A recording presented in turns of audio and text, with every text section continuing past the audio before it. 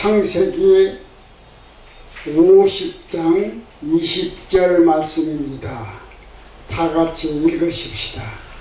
당신들은 나를 헤아려 하였으나 하나님은 이를 선으로 바꾸사 오늘날 당신들을 구원하셨습니다 하는 내용입니다. 천하 위복의 하나님, 하나님은 화를 복으로 바꿔주시는 하나님이십니다. 불안한 우리에게 평안을 주시고 자유를 모르는 우리에게 자유를 베풀어 주시는 하나님, 요셉의 생애를 통해서 우리는 세상 사는 동안 여러가지 화를 당할지라도 화를 복으로 바꿔주시는 하나님을 믿는 가운데 복된 인생길을 걷도록 했습니다. 요셉은 아브라함의 손자인 야곱, 이스라엘의 11째 아들이에요. 특별히 요셉은 어머니를 어려서 잃었습니다. 야곱의 가장 사랑을 많이 받는 아들이었어요. 11째 아들입니다. 자기 동생 베냐민이 있었죠. 그런데 요셉이 너무 아버지의 사랑을 많이 받으니까 형들이 미워했어요. 굉장히 미워했습니다. 시기의 결과죠. 요셉이 아버지의 사랑을 담뿍 받고 꿈을 꾸어도 모든 형제들이 자기에게 경배하고 부모도 자기를 경배한다고는 꿈을 말해서 더 미움을 받았죠. 그런데 하루는 그 요셉을 형들이 목축하는 곳에 보냈어요. 근데 미움을 받는 요셉이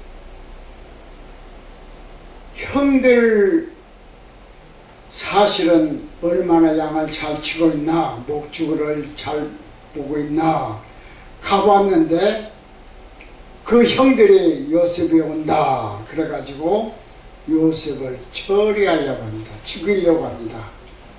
그때 다행히 그 유다가 형이죠. 유다가 둘째가 되는 형인데 그 유다가 요셉을 그 우물에 빠뜨리는 것을 구출해서 애굽에 팔아먹어요. 20에 팔렸다고 그러죠. 그런데 이제 요셉은 이제 그때부터 고생길에 들었습니다. 그러나 다행히 애굽으로 팔려가서 그 장관의 집에 심부름꾼이라고 할까 종이 돼요. 거기서 얼마나 성실하게 장관도 받들고 또 얼마나 충실했는지 굉장히 신임을 받았어요. 그런데 젊은 요셉이 유혹을 받아요. 누구에게? 그 포디발의 아내죠. 포디발의 아내. 유혹을 받아서 굉장히 하나님을 성실하게 믿는 요셉이 그 유혹에 빠지지 않습니다. 그 여자가 겁탈을 하려고 그래요. 그냥 옷을 벗고 도망했는데 오히려 이제 뒤지고 씌웁니다. 요셉이 나를 겁탈하려다가 내가 소리 지르니까 옷 벗고 도망갔다. 뜻하지 않는 감옥 생활을 하게 돼요. 감옥 생활. 그게 운명이 기구하죠. 형들에게 미움을 받아서 애굽으로 팔렸고 또 애굽에서도 참 그 장관 그 집에서 잘 총으로서 잘 숨겼는데 뜻하지 않게 이런 또 어려움을 당합니다. 감옥에 있는 동안 또 그 왕의 신하들이 잘못되어가지고 들어오잖아요. 그분들에 대한 그 꿈도 해석해주고, 특별히 술 맡은 관원에게 풀려나간다 그런 예언을 해주고, 당신이 풀려나가면 나를 기억해달라. 근데 잊어버렸어요. 그 후에 또 그 왕이 꿈을 꾸죠. 왕이 꿈을 꿔가지고 그 꿈을 해석하는 사람이 아무도 없는데, 그때 이제 그 장관이 생각이 나요. 내가 감옥에 갔을 때 꿈을 해준 그 사람이 생각나서 그 사람을 불러다가 왕의 꿈을 좀 해결해달라, 해석해달라. 그래 이제 요셉이 다시 또 풀려납니다. 그래서 왕의 꿈을 해석해줘요. 이 나라에 앞으로 7년 동안 흉년이 있고, 그 다음에 7년 동안, 풍년이 있고, 그 다음에 7년 동안 흉년이 있을 텐데, 풍년 들었을 때에 전국에 있는 곡식들을 다 모아놓고, 앞으로 7년 기근 기간에 이것을 팔아서 왕의 제사를 많이 드려라, 왕권을 광해주는 그런 예언을 해줍니다. 그 해석을 다 해주고, 그래서 이제 요셉은 차차 거기서 성장을 해서 30세쯤 됐을 때에는 이제 장관, 그 다음에 왕 다음에 2인자로서 됐습니다. 그 후에 이제 요셉이 죽고 많은 세월이 흘러가서 요셉이 110세를 살았다고 하는데, 바로 자기가 죽으면은 자기 증조 할아버지인 아브라함이 산 땅으로 나도 거기 갖다 묻어달라 그러는데, 바로 그 요셉이 자기 생활을 쭉 돌아보니까 화를 인간들은 만들어냈지만은 하나님은 화를 선으로 바꿔서 자기 백성을 권하는 역사를 일으켰다. 그 요셉이 죽은 줄 알았는데 나중에 아버지 찾아오잖아요. 찾아와서 그 야곱이 모든 그 예언도 하지만은 특별히 그 요셉 재산에 대해서도 관심을 많이 가져요. 그런데 이제 요셉도 죽게 되고 그 후에 이제 정권도 바뀌고 세월도 흘러서 400년 동안 애굽에서 그 큰 민족을 이루고 이제 모세가 나오고 이제 나중에 데리고 나오죠. 그렇지만은 요셉은 참 애굽으로 하여금 그 7년의 풍년 또 7년의 흉년을 잘 넘기게 합니다. 그래서 우리가 세상 살 때 요셉과 같이 하나님을 성실히 섬기면서 살면은 모든 우리가 당하는 화도 복으로 바꿔주신다. 아멘. 그래서 우리가 신앙생활 자체가 화가 보게 하는 이런 신앙입니다.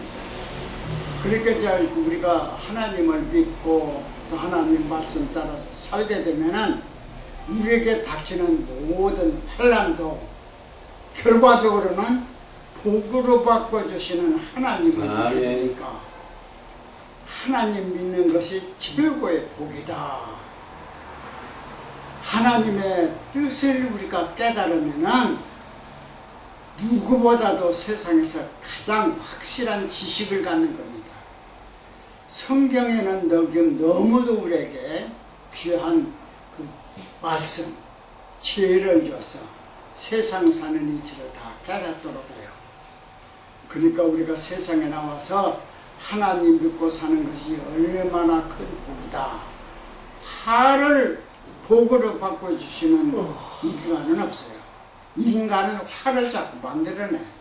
근데 화를 어떻게든지 복으로 바꾸시는 하나님을 믿고 산다고 하는 것은 이거 여간한 큰 복이 아닙니다. 이러한 복을 지금 시대가 많이 발전했는데 인간 위주가 되면 이런 변화가 있을 수가 없어요.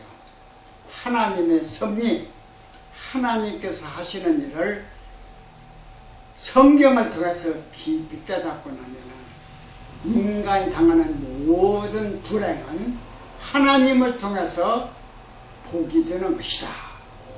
그런 하나님을 우리는 믿고 또 의지하고 그 교훈을 따라서 매일 사는 것이 얼마나 복인가 생활 속에서 깨닫게 됩니다.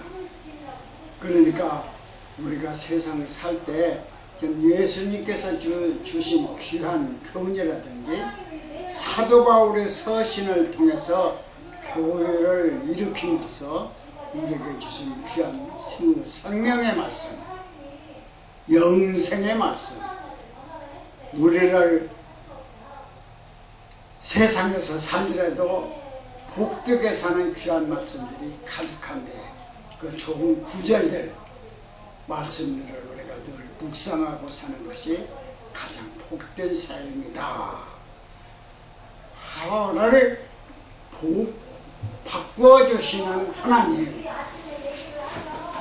하나님밖에 없습니다.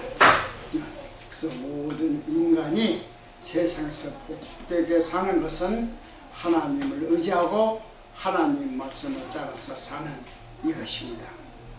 그러므로 우리는 성경의 귀한 교훈들을 마음에 가득히 담고 그 말씀을 생활 속에 실천하면 자연스럽게 복된 길을 걸어가게 돼요. 가만히 생각해 보면 화가 미칠 수 있는 여건인데도 하나님께서 묘하게 화를 피해 주시는 그 신앙생활에 참 묘해요. 화가 비껴가 신앙생활하게 되면 그래서 참 하나님을 믿고 산다는 것은 모든 화를 면해 주시는 이라 삶을 산다. 물론 이제 훈련하기 위해서 저 여러 가지 시련은 있죠. 그러나 그것이 다 결과로는 복이 되게 하십니다. 아멘. 이것이 하나님의 큰 섭리입니다. 오늘 우리가 살고 있는 시대는 과학이 얼마나 발달됐습니까?